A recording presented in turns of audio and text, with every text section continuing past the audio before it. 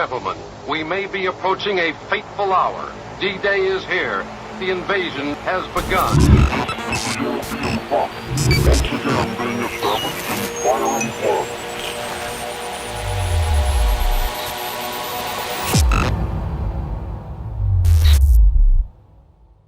First, some context. Science fiction portrays three visions of the future of humanity. First, there's the dystopian future where all of mankind is enslaved as the human spirit is crushed under the weight of a totalitarian regime that reduces human beings to mere cogs in a massive technocratic wasteland.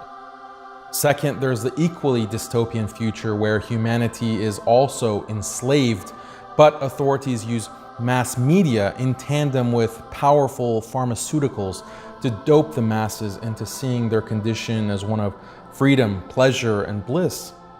Then there's the third vision of the future, perhaps the most terrifying, where the human race no longer exists because technology has finally made the human body and even the human mind obsolete.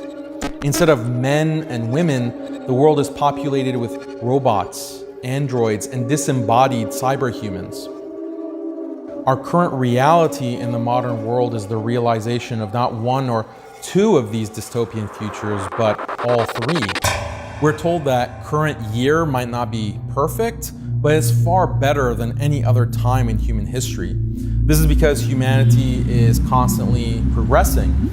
Constant economic growth, constant technological advancement, constant moral progress as humanity discovers new human rights and new freedoms to be championed in the latest social justice campaigns.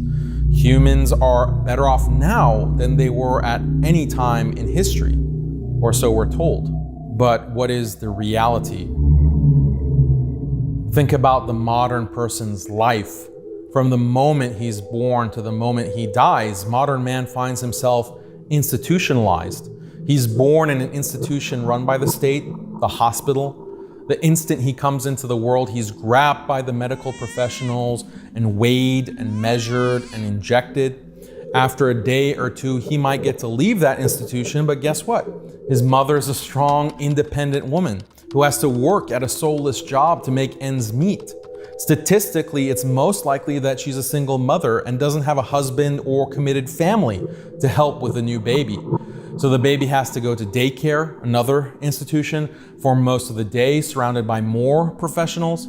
At age 4, he's transferred to yet another institution, grade school, where more professionals make sure he's properly educated. 8 hours a day, 40 hours a week, he's fed the state-mandated curriculum, ensuring that he becomes an obedient citizen, an obedient consumer. He gets older and goes to college, another institution, meant to train him to be a productive citizen who thinks the right thoughts, believes the right beliefs. After graduation, he can look forward to desperately searching for a job to pay back tens of thousands of dollars in student debt. If he can't find a job in his field of study, he can always find menial labor for minimum wage. If he's lucky, he might hit the jackpot, working as a wage slave plugged into the corporate rat race.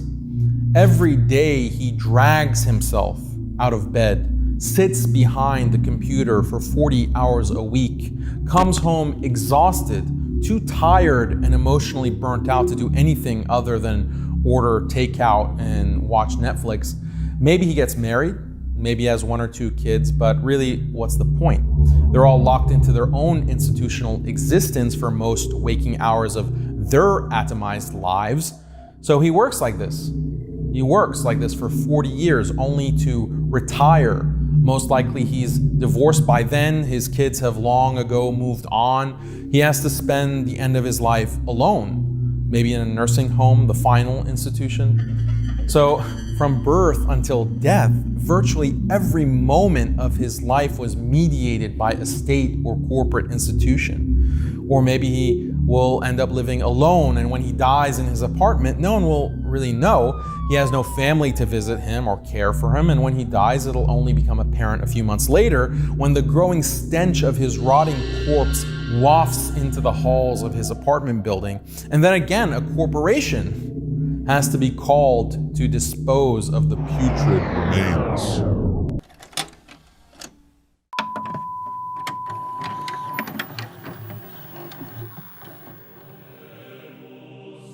This sad existence is not unusual. It's in fact the norm.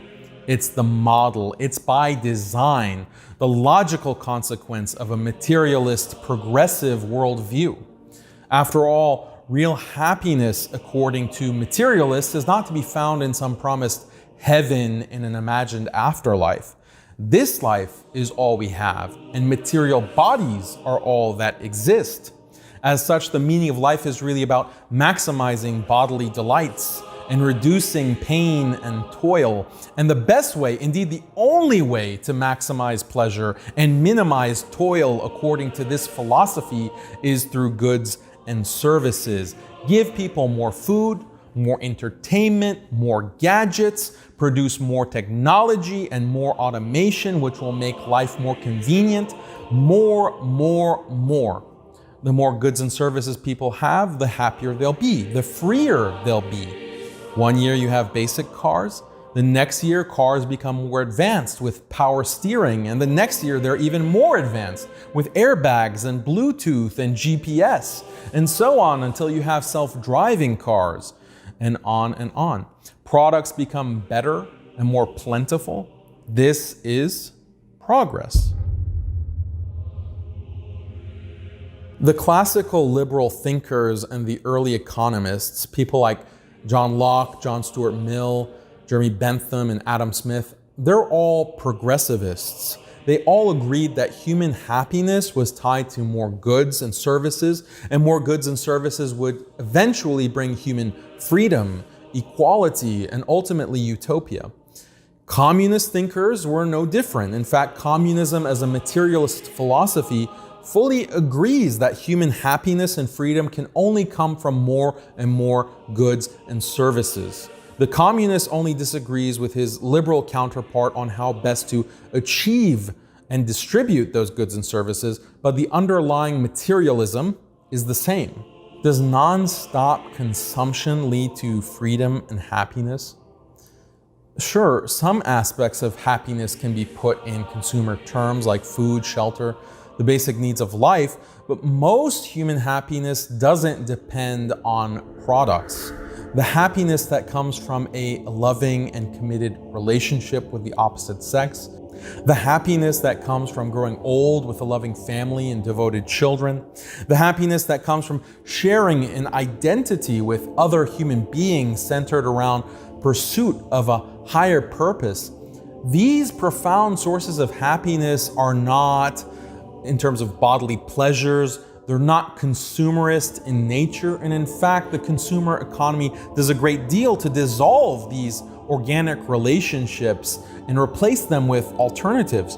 Why bother with the duties of marriage when you can use a convenient sex app or online pornography to perpetually satisfy carnal lusts?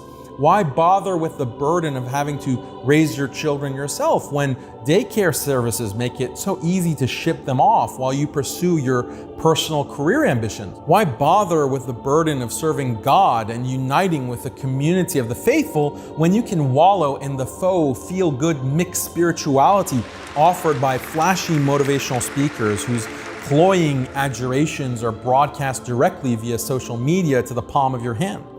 It's the intrusiveness of consumer technology that has created a modern society that is more atomized, more individualistic, and ultimately more depressed, more lonely, more unhappy, more disconnected from everything that makes life worth living. The human mind naturally shuns such an artificial existence.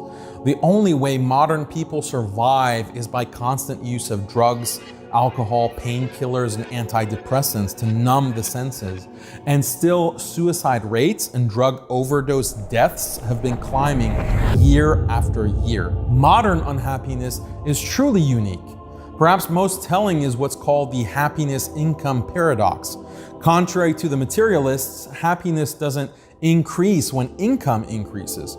When the happiness levels and income levels in dozens of countries around the world are tracked over a long period of time, it becomes evident that more material wealth does not equal more happiness. But other studies paint a darker picture.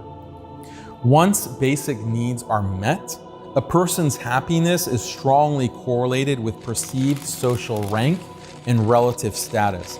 In other words, how rich are you compared to other people? Research shows that relative wealth and comparative status play a dominant role in people's happiness levels. This is why a millionaire, despite all his wealth, can still be very unhappy if his social circle is filled with billionaires. And why a billionaire can feel very unhappy if his social circle is filled with mega billionaires. The paradox here is that a person can endlessly increase his wealth. But if those around him are increasing their wealth at a faster rate, then he'll eventually become less happy over time. This phenomenon is referred to as the relative income hypothesis.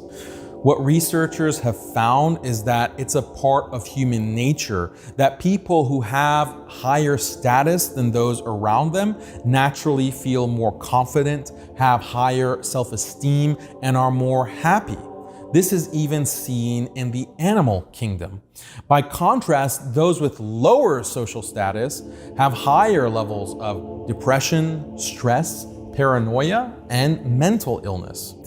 This has huge implications for how we understand the connection between happiness and the economy.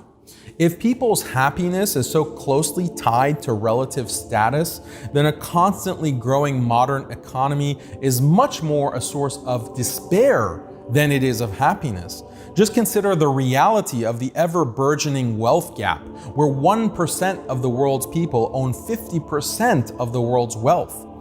The gap between the rich and the poor is absolutely unprecedented in modern times. And due to the relative income hypothesis, this also means that the levels of unhappiness and depression are also unprecedented. And the salt in the proverbial wound is that media technologies like TV and social media display the lives of the rich and famous in agonizing detail, which only heightens the sense of relative privation in the minds of the 99%, leading to dissatisfaction and depression on a global scale. Consider this paradox.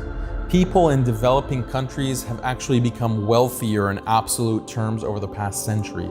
But despite the increased wealth, their overall happiness has decreased. How can that be? This is because they experience themselves as poor. Why? Because relative to Western economic growth over the same century, they're poorer in comparison. For example, colonialism and capitalism have without a doubt made the Muslim world and the developing world wealthier in material terms than it's ever been. But overall, people in the developing world, in all these countries, feel poorer and feel less happy. Why? Because in the past, their wealth was relatively equal to Europe or even higher. But even though they have more absolute wealth now than they did in the past, their relative position compared to the West has dropped. Due to colonialism and other factors, the West grew richer at a far greater pace, creating an insurmountable wealth gap.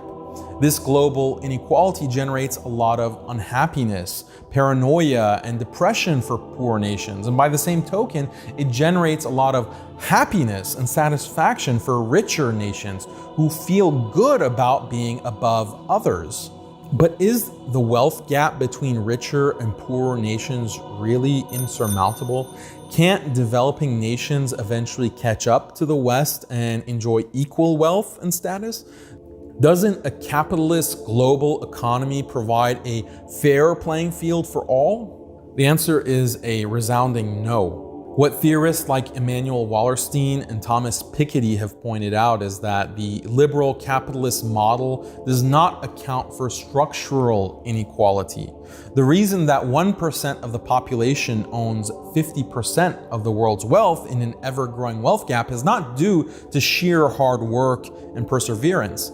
The reason that Western nations have had overwhelmingly more wealth and held overwhelmingly more control over the rest of the world for the past few centuries is not due to sheer ingenuity. Rather, there's a clear structural inequality hardwired into global capitalism that prevents other countries from being able to catch up with the West. Sociologist Immanuel Wallerstein points to the fact that because the technological revolution began in the West, they were able to accumulate a great deal of capital. Using this capital, they were able to invest more into research and development, R&D, more so than other nations, which led to more innovation, better products, more high-tech products. Other nations couldn't compete with this, and so they were locked into a low-tech economy relative to the West, where they're producing low-margin, low-tech goods and raw materials. Meanwhile, the Western nations create better, higher-tech goods and sell those at higher margins, which brings more profit, which they can invest in more R&D, more innovation, and the vicious cycle continues. This is a structural inequality that prevents other countries from catching up. The modern wonder of progress and constant economic growth is actually a modern nightmare that keeps the majority of the world's population in a perpetual state of inferiority. Isn't mankind supposed to live free? Maybe freedom is exactly the problem here. The whole purpose of endless technology and endless consumption is to give us more and more freedom. The life of inconvenience and perpetual toil of our ancestors is no more. Now we can live comfortably with all our needs, food, shelter, sex, entertainment, literally available to us at the touch of a button. And if a button is too taxing, just give voice commands. But even this is not good enough. Even this is not as convenient as possible. What if chips could be implanted in the brain so that we can order the pizza with our thoughts? But then we would have to chew the food, quite a chore. What if we could just automatically inject the nutrition of the pizza into our bodies and then virtually simulate the sensations of enjoying a pizza? But then why allow a clunky body to limit our freedom in the first place? Why not technologically enhance our bodies, or better yet, ditch our bodies altogether by uploading our consciousness into the cloud so that we can exist in a state of perpetual cybernetic bliss? Isn't this the logical end of freedom? Freedom realized to its fullest potential? But of course, this freedom would also mean no more human body. And no more human body means no more soft touch of another's warm embrace, no more watching the sunset, no more smelling the rain, no more reveling in the joyous laughter of your children, no more human life as we know it, the extinction of the human race. Is there another path?